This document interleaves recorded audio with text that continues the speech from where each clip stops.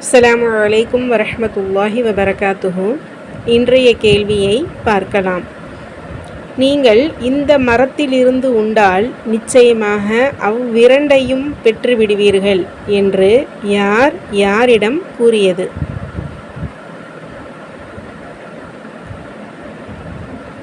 அந்த இரண்டு விஷயங்கள் என்ன என்ன அதையும் தெளிவாக கூறவும். தஃப்சீர் இப்னு கசீரில் தேடினாதான் இதற்குண்டான பதில் கிடைக்கும்.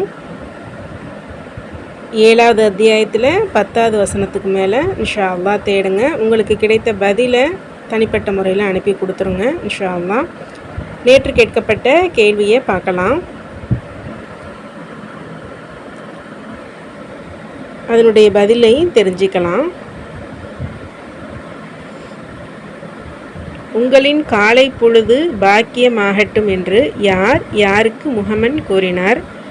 முஹம்மன் சொன்னவருக்கு அவர் அளித்த பதில் என்ன? அர்-ரஹீக் அல்-மக்தூமில் 250வது பக்கத்துக்கு மேலே தேட சொல்லி க்ளூ கொடுத்துருந்தோம். மாஷா அல்லாஹ் நிறைய சகோதரிகள் சரியான பதிலை அழகான முறையில் அனுப்பி கொடுத்துருந்தீங்க.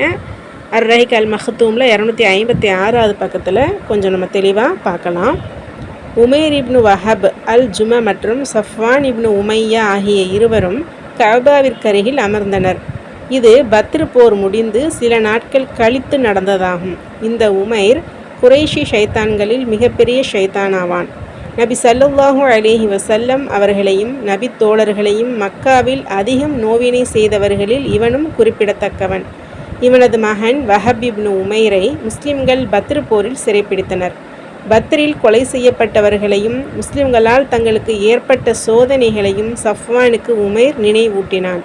அதற்கு சஃப்வான், அல்லாஹ்வின் மீது ஆணையாக அவர்களுக்கு பின் வாழ்ந்து ஒரு பலனும் இல்லை என்றான்.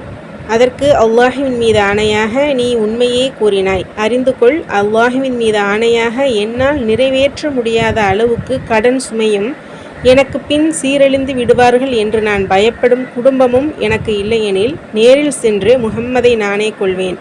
எனது மகன் அவர்களிடம் கைதியாக இருப்பதால் நான் அவர்களிடம் செல்வதற்கு அது ஒரு காரணமாகவும் இருக்கிறது என்றான் உமைர். சஃப்வான் இதை நல்ல சந்தர்ப்பமாக கருதி, உனது கடனை நான் நிறைவேற்றுகிறேன், உனது குடும்பத்தை எனது குடும்பத்துடன் நான் சேர்த்து கொள்கிறேன், அவர்கள் வாழும் காலமெல்லாம் நான் அவர்களுக்கு உதவி செய்வேன், என்னிடம் இருக்கும் எதையும் அவர்களுக்கு நான் கொடுக்காமல் இருக்க மாட்டேன் என நயமாக பேசி உமைரை இந்த தீய செயலுக்கு தூண்டினான். சரி, நமது பேச்சை மறைத்து விடு, யாரிடமும் சொல்லாதே என்று உமைர் கூற, அப்படியே செய்கிறேன் என்றான் சஃப்வான். உமைர் தனது வாளை கூர்மைப்படுத்தி அதில் நன்கு விஷம் ஏற்றினான். அந்த வாளுடன் மதீனா புறப்பட்டான். கொலை வெறியுடன் அதிவிரைவில் மதீனா சென்றடைந்தான். நபி ஸல்லல்லாஹு அலைஹி வஸல்லம் அவர்களின் பள்ளிக்கு அருகில் தனது ஒட்டகத்தை படுக்க வைத்தான். அப்போது உமர் ரலியல்லாஹு அன்ஹு அவர்கள் பள்ளிக்குள் முஸ்லிம்களுடன் பத்ர் போரில் அல்லாஹ் தங்களுக்கு செய்த உதவியை பற்றிய பேச்சில் ஈடுபட்டிருந்தார்கள்.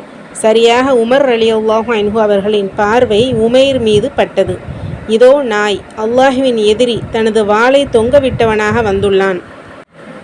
இவன் ஒரு கெட்ட நோக்கத்திற்காகத்தான் வருகிறான் என்று சப்தமிட்டவராக நபி ஸல்லல்லாஹு அலைஹி வஸல்லம் அவர்களிடம் சென்று, அல்லாஹ்வின் தூதரே ஸல்லல்லாஹு அலைஹி வஸல்லம், இதோ அல்லாஹ்வின் எதிரி உமைர் தனது வாளை அணிந்தவனாக இங்கு வருகிறான் என்று கூறினார்கள்.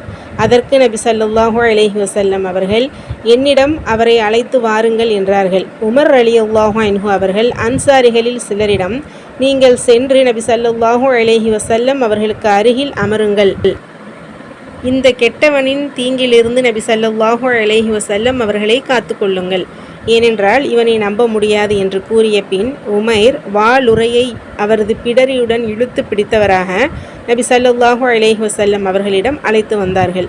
இக்காட்சியை பார்த்த நபி ஸல்லல்லாஹு அலைஹி வஸல்லம் அவர்கள், உமரே, அவரை விட்டுவிடுங்கள் என்று கூறி, உமைரே, இங்கு வாரும் என்றார்கள். அப்போது உமைர், உங்களின் காலை பொழுது பாக்கியமாகட்டும் என்று முஹம்மன் கூறினார்.